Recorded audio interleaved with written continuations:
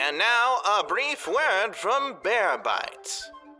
There are very sick people in this world, and it's a sick world we live in. Adult Swim decided to capture this idea, bottle it into 20-ish minute animations with a very unique art style, and deliver that prescription directly to you. And I gotta say, I love it. But there's one side effect I just can't ignore.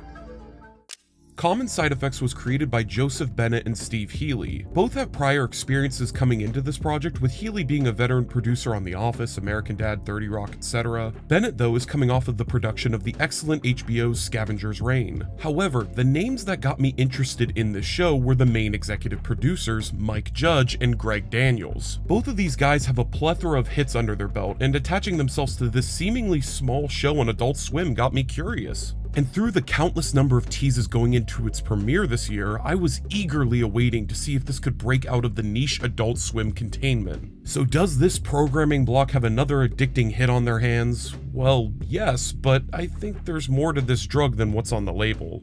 Right off the bat, Common Side Effects is a drama first and a comedy second, which is a bold move considering the amount of comedic talent here. The story follows Marshall Cuso, voiced by Dave King, an eccentric biologist that has discovered a mushroom that seemingly cures almost anything. And we're talking stupid levels of curing here, gunshots and impaling and neck snapping included. Of course, such a mushroom would put a big target on your back, and the show deals with conspiracy and all the people that want to snuff out the mushroom and Marshall. What gets interesting is where the deuteragonist comes in, Frances Applewhite, voiced by Emily Pendergast. She acts as the surrogate for the audience in the story and has a stake in both sides of the conflict. She works for Big Pharma as an assistant for Rick Kruger, voiced by Mike Judge, a super incompetent and Hank Hill sound-alike. I just want to say it's so unintentionally funny hearing Hank Hill say some of this shit. Miss Hank, I'm promoting you to manager.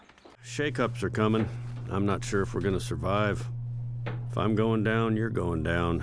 At the same time, Frances knows Marshall from high school and has started reconnecting with him after a chance encounter. Each episode follows the two interacting more and more with the web of people who want this mushroom for one reason or another. You never know who you can trust, and allies flip on a dime. And there's a lot more going on here, but as the show is still ongoing, I'll leave that for you guys to discover on your own, which I encourage because this is a great show.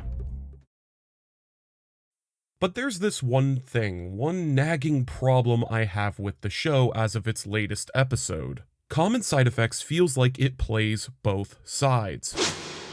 So last year, when I was visiting New Jersey before surgery, I was in an Uber heading to Newark. This driver, who gave off the vibes of a Mumford & Sons fan, was talking to me about life advice, good and bad energy flows, and all those sorts of things. I briefly mentioned to him that I was about to get surgery and start chemo again, which lit something in his eyes. I'll never forget the way he looked at me in the rearview mirror, as if I told him I was jumping off of a building tomorrow. He then proceeded to tell me to not go back to that hospital. He told me that they were wanting to keep me sick and profit off me, and that I would never get better from that kind of treatment. He wanted me to go into the woods and do some holistic healing that probably involved me going missing for years until they found my body. I obviously got out of the car before he got any of my info, but why am I telling you this? Well, isn't it rude to assume the people taking care of you are part of some big conspiracy to kill you or keep you sick? Doesn't that cause unneeded panic in not only the public, but yourself? That's what Common Side Effects does to a degree. This show came out at a perfect time where criticisms of the health industry are at an all-time high. And not just from one side, these are bipartisan critiques.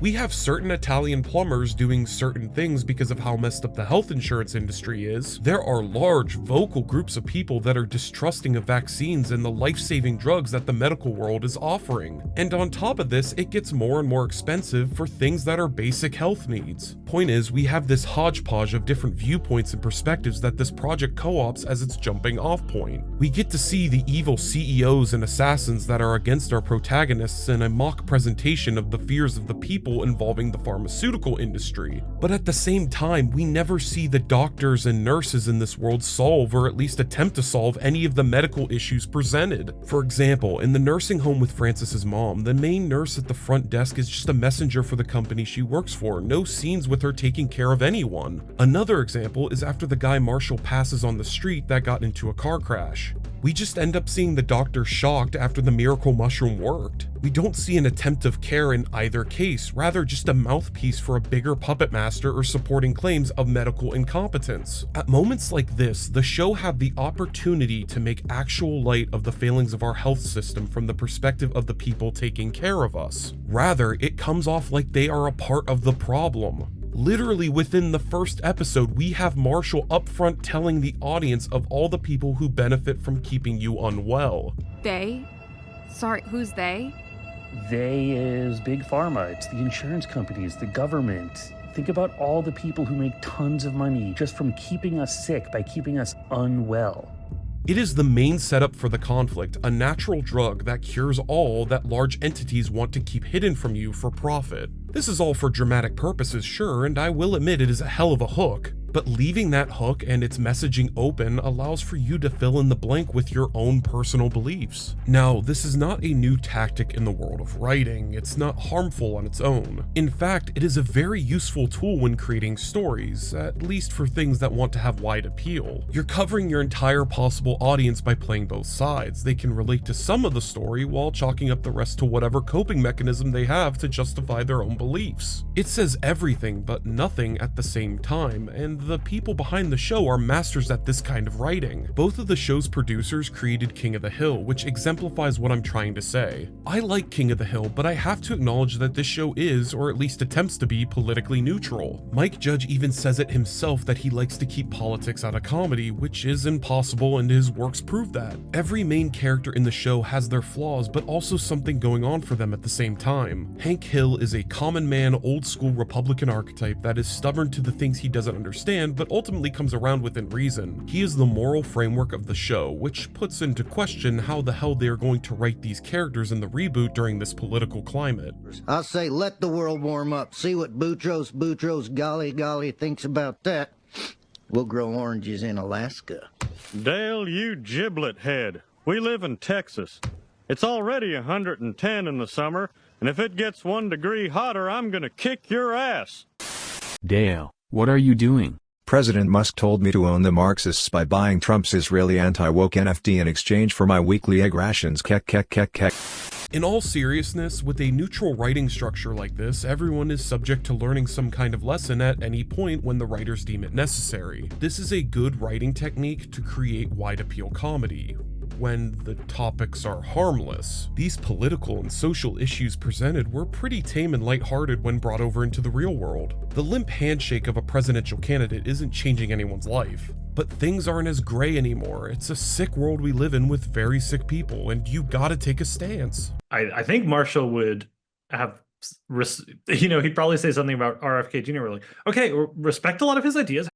What the fuck? With common side effects, the entire ethos of the show is centered around the health industry, which is consequential to everyone's life. It is something that you can't both sides. The show has to make a statement in the right direction. It's saying great things when discussing the profit motives for the insurance companies, but it wraps it in with the medicine we take being ineffective, and it loses power in the message. This shouldn't be a spread shot, but a precise fire at the target. When medical skepticism is at such a high and people can't afford their drugs, you should be going after the financial side of this more than the cabal of shadowy figures wanting to keep you sick. It's disingenuous, albeit more entertaining than some boring financial drama about people getting denied coverage. This all reminds me of something my PA told me in the hospital while I was receiving care. I got bored up there so much, and you tend to talk about anything with anyone who would listen, and he was so friendly and kind to me. I asked him the question every cancer patient eventually asks. Do you think the cure for cancer already exists and they are hiding it from us? Common conspiracy theory people believe, and I just wanted to hear what a professional had to say. Very bluntly, he told me that if the cure was out there, someone would have blown that whistle already.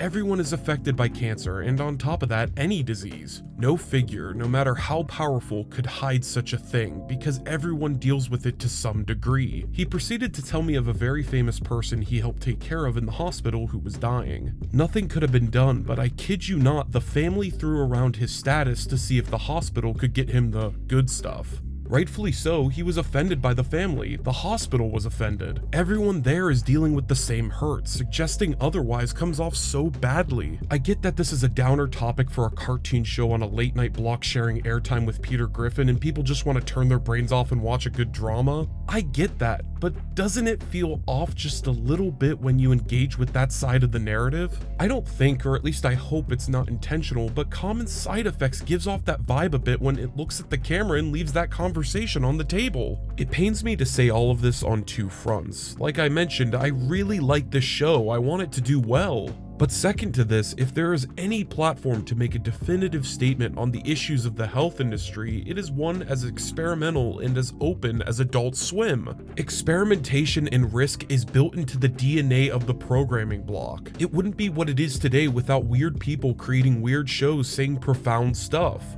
You could get away with this there, but here, say what you like. At the end of the day though, the show currently is as it is, and I have very little confidence that it is going to address this issue for me. I haven't really heard anyone talk about this, so I expect to be in the minority. I don't think I'm crazy when ranting that it should be more bold in its stance, but the only thing we can do is see. It is a young, fresh show, and that is the most exciting thing about Common Side Effects. Through all the conspiracies and drama and jokes, there is a bundle of hope always present, even in the darkest moments. Having hope as a theme that permeates through this show is the biggest strength it has. And I'll be the first to take a page from that book and to have hope for myself that this show does course correct in its stance as it goes on.